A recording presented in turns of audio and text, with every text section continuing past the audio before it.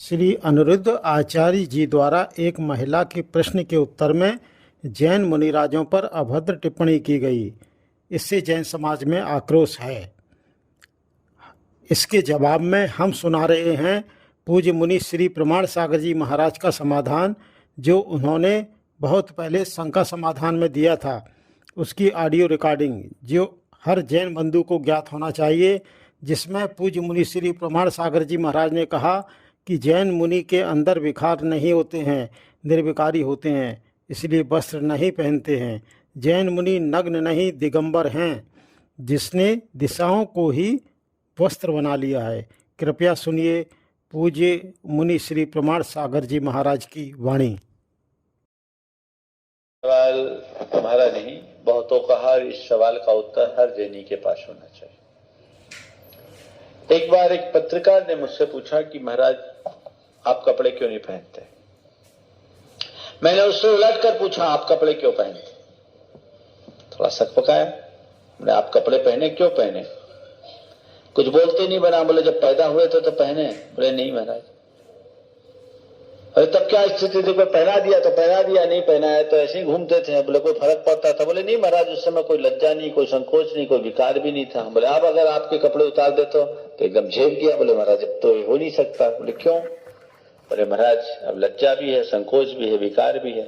तो हमने कहा आपने शरीर पर जो कपड़ा पहना है अपने विकारों को छिपाने के लिए पहना है। बोले हाँ महाराज पहना है।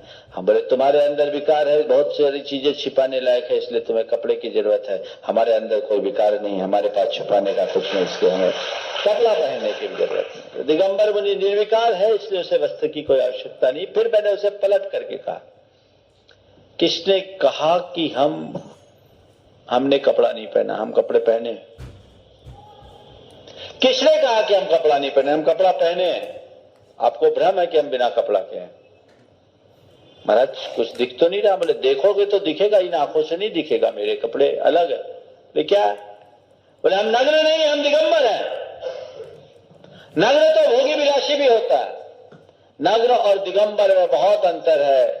जो भोगी विलासी वो नंगा है, और दिगंबर जिसने दिशाओं को अंबर यानी वस्त्र बना लिया है।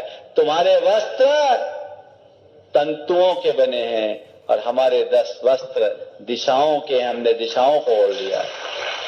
तुम्हारे कपड़ों का एक माप है, हमारे वस्त्र अमाप हैं। तुम्हारे कपड़ों को रोज धोना पड़ता है, गंदे होते हैं, मैले होते हैं, फटते हैं। हमारे वस्त्र को धोने की जरूरत नहीं है, वो एक बार पहन लिया, प्रकृति ने पहना करके भेजा और आज तक है, जीवन के अंतिम क्षण तक रहेंगे। तुम्हारे कपड़े का उल्टा सीधा भी होता है, पर हमारे वस्त्र का न कोई उल्टा है न सीधा है। अपितु दुनिया में जितने उल्टा सीधा करने वाले हैं उन सबको हम लोग उल्टे से सीधा करने का काम करते हैं। यहां कोई उल्टा सीधा का काम नहीं। जहां तक सवाल है कि आज समाज में रहते हुए इस चर्या में बदलाव ठीक है। साधु जब एकाकी विचरण करता था तो उसका कोई जनसंपर्क नहीं, जनापेक्षाएं नहीं।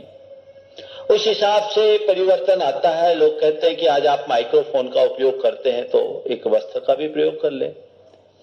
माइक्रोफोन का प्रयोग होता है धर्म की प्रभावना के लिए, इससे बहुजनों को लाभ मिलता है, इसलिए उपयोग करते हैं। आप लोग लगा देते हैं, हम लोग ना नहीं करते हैं। पर ये देख करके हम वस्त्र नहीं स्वीकार कर सकते, क्योंकि वस्त्र का खंड लेना यानी 100 झमेला पालना। कहते हैं फास तनिक सी तन को साले, चाह लंगोटी की दुख वाले। वो आते ही पूरी गृहस्थी आएगी। आप कह सकते हो महाराज वो हम प्रोवाइड करेंगे, इसमें कोई झमेला आपके पास नहीं। तो मैं आपसे ये कहूंगा कि दिगंबरत्व हमारा वेश नहीं, हमारी साधना है। दिगंबरत्व हमारा वेश नहीं, हमारी साधना है। केवल कपड़े उतार देने का नाम दिगंबर नहीं है। कपड़े उतारने के बाद निर्विकार और सहज स्थिति में बने रहना, ये दिगंबरत्व है, जो कपड़ा स्वीकारने से नहीं होगा। इसलिए इस साधना में, इस चर्या में कोई कंप्रोमाइज की बात नहीं। इसमें हम कॉम्प्रोमाइज कैसे करेंगे। यहां किसी भी तरह का कॉम्प्रोमाइज नहीं हो सकता। ये हमारा सहज, स्वाभाविक प्राकृतिक रूप है। और फिर मैंने उससे पूछा, आप इतनी देर से मेरे पास बैठे हो, आपको क्या अनुभव हो रहा है? किसी साधु के पास बैठे हो या किसी नंगे के पास बैठे हो? दोनों हाथ जोड़े, बोले महाराज माफ करे, आपके पास बैठने के बाद लगता नहीं कि हम किसी नग्न के पास बैठे हैं, ये लग रहा है कि किसी ऊर्जावान साधु के पास बैठे हैं। यही बबली जैन, समाज चैनल, जय जिनेंद्र।